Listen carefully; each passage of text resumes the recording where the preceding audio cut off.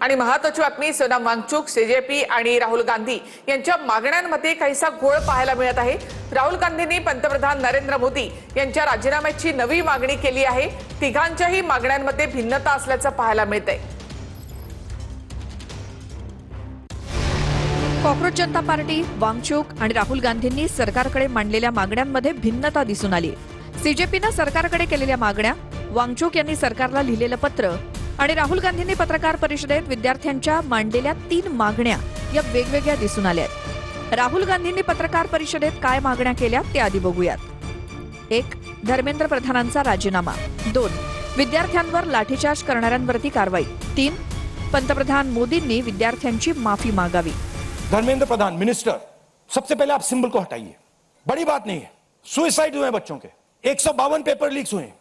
Students की पहली मांग यह है, इनको हटाइए। दूसरी मांग, जिन्होंने स्टूडेंट्स पर आक्रमण किया है, जो आपने अभी वीडियो देखा, पूरी सोशल मीडिया पे, मतलब हजारों स्टूडेंट्स पे लाठी चल रही है, राइफल्स पॉइंट हो रही हैं, टांगे तोड़ी जा रही हैं, पैलेट गन से मारा जा रहा है। ये आतंकवादी नहीं है, ये हमारा फ्यूचर है, ये हमारे दुश्मन नहीं है, ये हमारे लोग हैं, हमारा फ्यूचर है। तो इन लोगों पर जिन्होंने वायलेंस किया है, हिंसा की है, इन पर एक्शन होना चाहिए। यह स्टूडेंट्स की दूसरी मांग है। और तीसरी मांग, जो इस पूरे सिस्टम को चलाते हैं, उनको स्टूडेंट से अपोलोजाइज करना चाहिए रिस्पेक्टफुली कि गलती हो गई। दरम्यान सोनम वांगचुक यांनी देखील सरकारला पत्र लिहिलंय। या पत्रात धर्मेंद्र प्रधानांच्या राजीनाम्याची थेट मागणी नाही, केवळ राजीनाम्याचा विचार केला जावा अशी मागणी करण्यात आली आहे। वांगचुक यांच्या पत्रात काय मागणी करण्यात आली तेही बघूयात। 1. धर्मेंद्र प्रधानांच्या राजीनाम्याचा विचार करण्यासह संसदेत चर्चा करा। 2. आत्महत्या केलेल्या विद्यार्थ्यांच्या कुटुंबियांना योग्य भरपाई द्या। 3. आंदोलनात सहभागी झालेल्यांवरती कुठलीही कारवाई करू नका। दरम्यान कॉक्रोच जनता पार्टीचे संस्थापक अभिजित दिपकेंनी सरकारसमोर 3 मागण्या ठेवल्या। या 3 मागण्या काय आहेत तेही पाहूयात। 1. धर्मेंद्र प्रधानांचा राजीनामा घ्या। 2. आत्महत्या केलेल्या विद्यार्थ्यांच्या कुटुंबाला 1 कोटी रुपये द्या। 3. देशभरात विद्यार्थ्यांवरती दाखल झालेले FIR मागे घ्यावे। हमारी जो डिमांड्स है वो डिमांड्स बड़ी क्लियर है। धर्मेंद्र प्रधान का इस्तीफा होना ही चाहिए। जिन बच्चों ने आत्महत्या करी है उनको 1 करोड़ रुपए का कंपनसेशन उनकी फैमिलीज को मिलना चाहिए। तीसरी डिमांड, देश भर में जितने भी प्रोटेस्टर्स के ऊपर पुलिस ने कंप्लेंट फाइल करी है, FIR फाइल करी है, वो सारी की सारी FIR वापस लेनी चाहिए। तिघांच्या मागण्या पाहता राहुल गांधींनी पंतप्रधान मोदींच्या माफीची नवीन मागणी केल्याचं पाहायला मिळतंय। सरकारने जंतर मंतरवर चर्चा करावी। जर सरकारला सुरक्षेची भीती वाटत असेल तर जंतर मंतर परिसरामधील एखाद्या जागेवर चर्चा करा, अशी मागणी सीजेपीच्या सौरव दास यांनी केली आहे। आम्ही कुणाच्या घरी किंवा ऑफिसमध्ये चर्चेसाठी जाणार नाही। सरकार मागण्या मान्य करणार असेल तरच चर्चेला बोलवा, असंही सौरव दास यांनी म्हटले। आज सुबह फिर से पुलिस वाले हम लोगों के पास रीच आउट किया। उन लोगों ने बोला कि जेपी नड्डा जी हम लोगों से बात करना चाह रहे हैं, तो उनके घर बुलाया। हमने सरासर मना कर दिया कि हम लोग किसी के घर नहीं जा रहे, हम लोग किसी के ऑफिस नहीं जाएंगे। जनता का दरबार यहाँ लगा हुआ है, जनता के बीच आना चाहिए मिनिस्टर्स को। अगर उनको बात करनी है तो बातचीत जंतर मंतर पे होगी। लेकिन हम भी पढ़े लिखे लोग हैं, तो हम लोगों ने सोचा कि अगर उनको डर है कि यहाँ पे कोई सिक्योरिटी सिचुएशन हो जाए, तो इससे कोई न्यूट्रल प्लेस जंतर मंदिर के आसपास में हम लोग मिल सकते हैं। अभी उनसे सुनना बाकी है। एंड दूसरी बात कि ये ज़रूरी है कि सरकार का मंशा हो हमारे डिमांड्स को एक्सेप्ट करने की, तभी बुलाए। हम लोग बेफिजूल वाली बातें करने के लिए हम लोग के पास वक्त नहीं है, बहुत कीमती समय है। आधी शिक्षण मंत्र्यांचा राजीनामा घ्या आणि त्यानंतर चर्चा करा। राज्यसभेतील चर्चेवेळी मल्लिकार्जुन खरगे आक्रमक झाले, तर सरकार प्रत्येक मुद्द्यावर चर्चेसाठी तयार असल्याचं जेपी नड्डा यांनी म्हटलं। पण विरोधकांना लोकशाहीवर विश्वास नाही, आम्ही याचा निषेध करतो, असं नड्डांनी म्हटलंय। विद्यार्थियों से और नीट एग्जामिनेशन में और रूल्स 267 के तहत यहाँ पर बहस करना चाहते हैं, उसके लिए अगर फेयर डिस्कशन होना है तो शिक्षा मंत्री पहले राजीनामा देना चाहिए। धन्यवाद। जब वो राजीनामा नहीं देंगे, निष्पक्षपात चर्चा यहाँ नहीं होगी। सरकार हर मुद्दे पर चर्चा करने के लिए तैयार है और ये जो जन विरोधी गतिविधि इनकी चल रही है, इसकी हम लोग तीव्र भर्त्सना करते हैं। इनको प्रजातंत्र में कोई विश्वास नहीं है, न ही उनके मूल्यों के प्रति विश्वास है। सीजेपी आंदोलकांवरील लाठीचार्जचे व्हिडिओ पाहण्यासाठी वेळ नाही अशी टिप्पणी सरन्यायाधीश सूर्यकांत यांनी केली आहे। सीजेपी आंदोलकांवरील लाठीचार्ज संबंधित तातडीच्या सुनावणीस सुप्रीम कोर्टाने नकार दिला। या प्रकरणामध्ये आम्हाला काहीही रस नाही असं सरन्यायाधीशांनी म्हटलंय। 20 जुलैला सीजेपी आंदोलकांवर झालेल्या लाठीचार्जशी संबंधित तातडीची याचिका सुनावणीस घेण्यास सुप्रीम कोर्टानं नकार दिलाय। सोबतच न्यायालयाकडे व्हिडिओ पाहण्यासाठी वेळ नाही असं सरन्यायाधीश सूर्यकांत यांनी स्पष्टपणे सांगितलंय। एका वकिलांनी सुप्रीम कोर्टात आंदोलकांविरोधात झालेल्या पोलीस कारवाईचा मुद्दा उपस्थित केला। आंदोलन करणाऱ्या विद्यार्थ्यांवर पोलिसांनी कठोर कारवाई केली असून त्याचे अनेक व्हिडिओ उपलब्ध आहेत। त्यामुळे न्यायालयाने स्वतः हे व्हिडिओ पाहावेत आणि या प्रकरणाची सुमोटो याचिका दाखल करावी अशी मागणी न्यायालयामध्ये वकिलांनी केली। मात्र सरन्यायाधीश सूर्यकांत यांनी या वकिलांचं म्हणणं मध्येच थांबवलं। न्यायालयाला व्हिडिओ पाहण्यात रस नाही कारण न्यायालयाकडे पुरेसा वेळ नाहीये असं सरन्यायाधीशांनी वकिलांना स्पष्ट शब्दात सांगितलं। वकिलांनी न्यायालयाचा वेळ वाया घालवू नये आणि स्वतःचाही वेळ वाया घालवू नये असंही सरन्यायाधीश स्पष्टपणे म्हणालेत।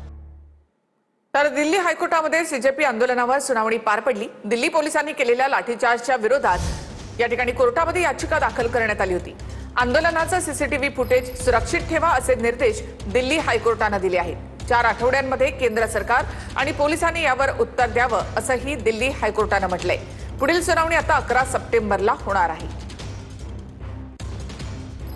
मराठा नेते मनोज जरांगे यांनी आज दिल्लीमध्ये जंतर मंतरवर जाऊन अभिजित दिपके यांची भेट घेतली। पुन्हा हात उचलाल तर मराठे दिल्लीमध्ये आणीन असा इशारा मनोज जरांगे पाटील यांनी सरकारला दिलाय। मराठा नेते मनोज जरांगेंनी आज दिल्लीतील जंतर मंतरवर जाऊन अभिजित दिपकेंची भेट घेतली। 20 जुलैला संसदेवरील मोर्चा दरम्यान झालेल्या लाठी हल्ल्यासंदर्भात जरांगेंनी माहिती घेतली। तसंच जरांगेंनी तरुणांच्या नेमक्या मागण्या काय आहेत तेही जाणून घेतलं।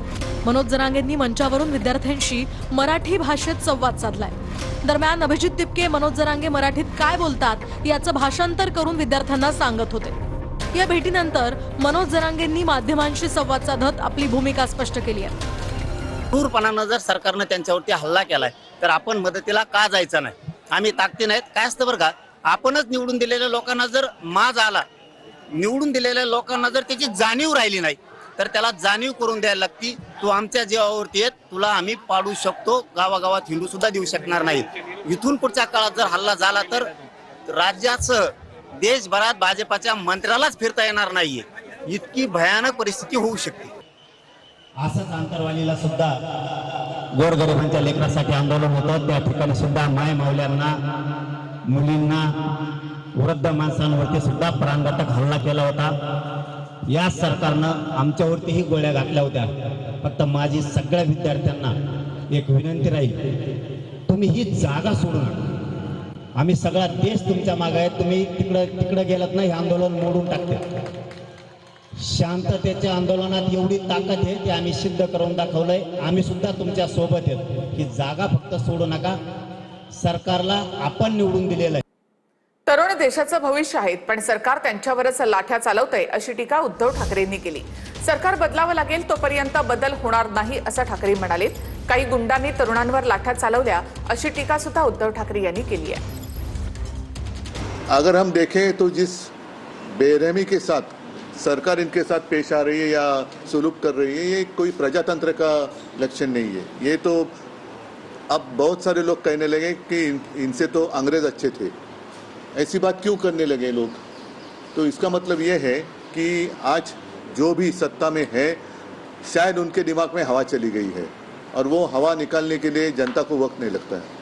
RSS कडनं एक असं स्टेटमेंट केलं गेलं हुजबळांकडनं की पाकिस्तान बरोबर चर्चेचे दरवाजे खुले ठेवले पाहिजेत।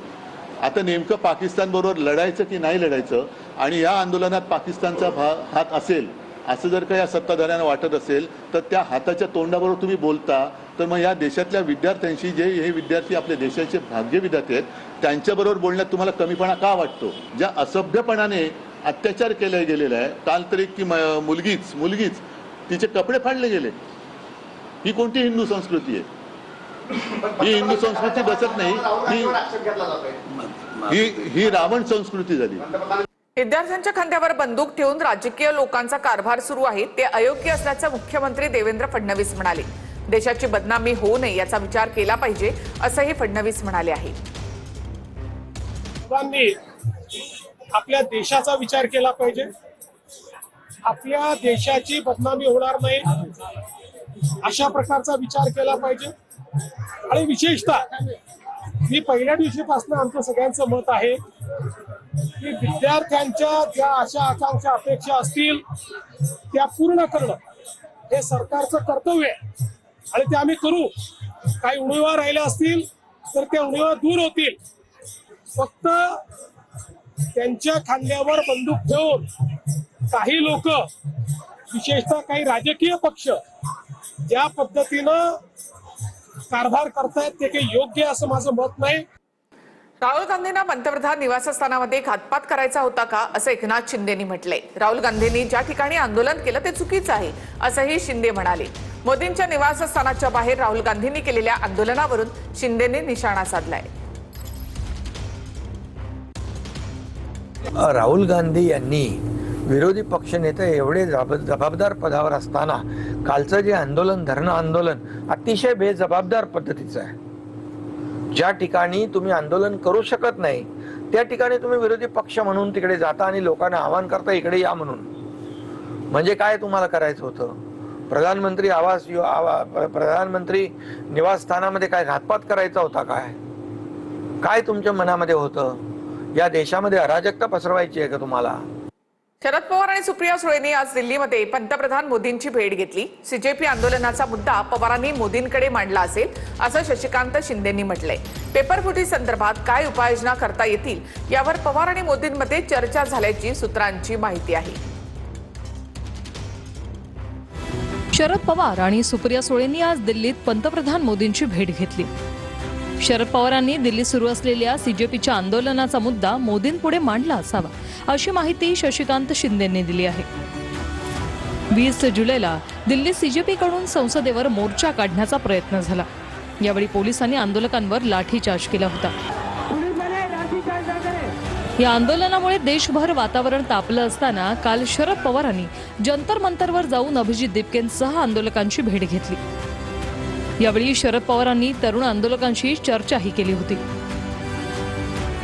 त्यानंतर आज शरद पवार सुप्रिया सुळेंसह थेट पंतप्रधानांच्या निवासस्थानी गेले. तिथे पवारांनी मोदींची भेट घेऊन त्यांच्याशी सविस्तर चर्चा केली. पवार आणि मोदींमध्ये दिल्लीतील सीजेपी आंदोलनाबाबत चर्चा झाली असावी अशी माहिती शशिकांत शिंदेंनी TV9 मराठीला दिली. सीजेपीच्या मागण्याही पवारांनी मोदींपुढे मांडल्या असाव्यात असाही दावा शशिकांत शिंदेंनी केलाय. दरम्यान यावर अभिजित दिपके यांनीही प्रतिक्रिया दिली. अभिजित, काल तुम्ही या अनुषंगानं शरद पवारांकडे मुद्दे मांडलेले होते. वाटतंय तुम्हाला या अनुषंगानं काही चर्चा झाली असेल किंवा चर्चा होऊ शकते म्हणून? नक्की चर्चा होणार आहे. पवार साहेब स्वतः म्हणाले की तुमचे जे काही मुद्दे आहे, जे काही मागण्या आहे, आम्ही त्याचं पूर्ण समर्थन करतो. संसदेत हा मुद्दा उचलतील आणि रस्त्यावरही उचलतील आणि मला वाटतं अशा भेटीमध्ये जे आहे पंतप्रधानांसोबत त्याच्यावर ते नक्की बोलतील. तर मला वाटतंय पवार साहेब हे राष्ट्रीय नेते आहेत, तर पवार साहेब संयमानं घेतील. पवार साहेबांनी मिळून मोदी साहेबांनी निर्णय घेतला आणि त्याचा राजीनामा घेऊन हे केलं तर या मुलांचं चांगलं होऊन जाईल. अंदाजी गोष्ट आहे आणि कुणीतरी समन्वयातनं मार्ग सोडला पाहिजे. परंतु त्यांनी भयानक मारलेलं आहे, त्याचं फार दुःख वाटलं. ह्या मुलांना, महिलांना, विद्यार्थ्यांना मारलेलं आहे.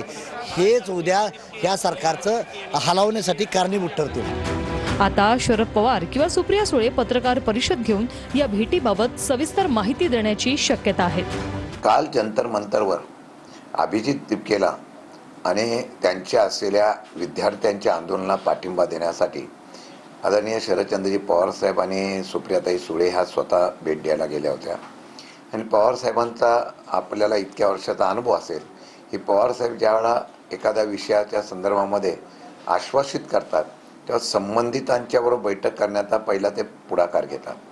काल या आंदोलनाचा भाग म्हणूनच त्यांनी आज देशाचे पंतप्रधानांच्या बरोबर भेट घेतली. वारंवार सांगतोय की शरद पवारजी या देशाचे महाराष्ट्राचे अग्रगण्य नेते आहे. ते जर प्रधानमंत्री महोदयाला भेटले असतील तर याच्यामध्ये काय वेगळं आहे? प्रोसिजर आहे. जे शरद पवार साहेबांनी केलं हा संस्कार आहे राजकारणातला. बाकीचे जे करतायत संपलेले पक्ष या CJPच्या आंदोलनावर स्वार व्हायचं आणि आम्ही फार मोठे विद्यार्थ्यांसाठी करतो हे दाखवायचं. वांगचुक यांच्या भेटीसाठी आलेल्या खासदारांना पोलिसांनी रोखलंय. पोलिसांनी मेदांता रुग्णालयाच्या बाहेर विरोधी पक्षाच्या खासदारांना अडवलं. 60 खासदारांच्या सहीचं पत्र घेऊन विरोधी पक्षाचे वांगचुक यांच्या भेटीसाठी हे खासदार गेले आहेत.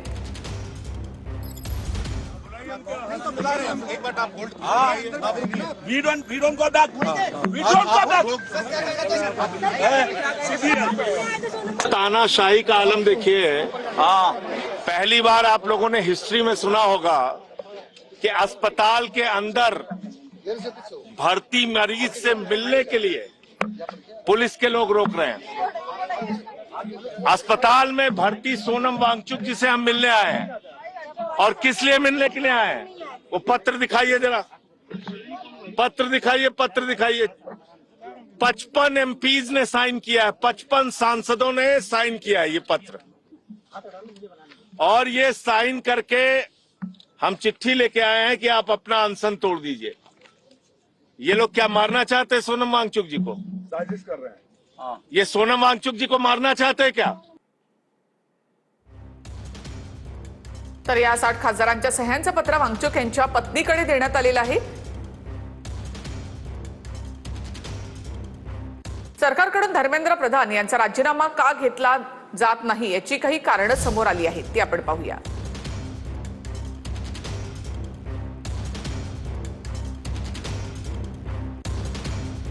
तर CJPच्या आंदोलनामुळे मोठं नुकसान नाही असा सरकारचा अंदाज आहे.